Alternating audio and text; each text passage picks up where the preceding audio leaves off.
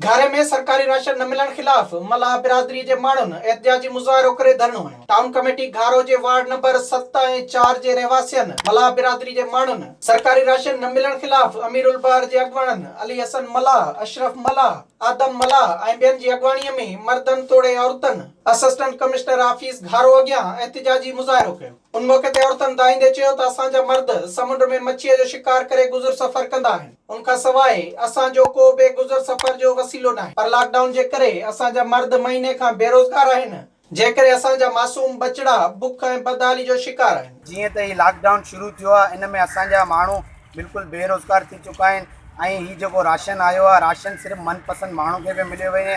कंहिं बि जेकियूं लिस्टूं ठाहूं आहे रुगो माना लिस्टनि ताईं महदूद आहे माल, ऐं कंहिं ग़रीब खे सामान कोन मिलियो आहे। इहे सभु माण्हू बीठा आहिनि, अवेनी खां पाण पुछी लाहियो कि कंहिंखे सामान मिलियो आहे। उन्ही खे सामान मिलियो आहे जेका मनपसंद माण्हू आहिनि, जिन खे राति जो 2-2 बजे 3-3 बजे सामान राति जे अंधेरे में पुॼायो वञे थो।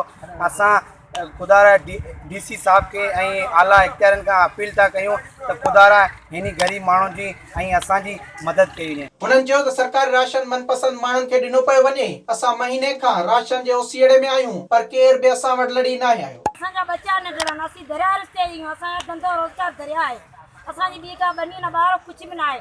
असां मनपसंद माण्हुनि राति जो जेको सामान अचे थो 2 लॻे माण्हुनि खे ॾेई छॾनि, असां वञूं था असांखे फोटो कापी ॾियो, असीं करे वञूं त असांखे ढोड़ाए छॾनि लठनि में अथा।